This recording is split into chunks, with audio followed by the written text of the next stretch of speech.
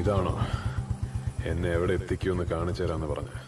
അതിതല്ല, അതിന് കുറച്ചും കൂടെ പോകാനുണ്ട്.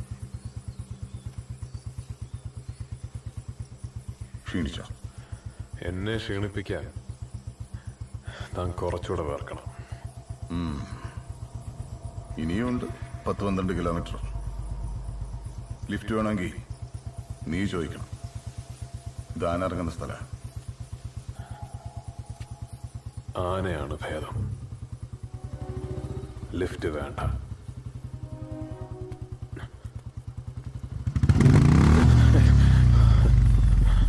നിനക്കെന്താ പേടിയുണ്ടോ? പേടിപ്പിച്ച് നോക്കുക.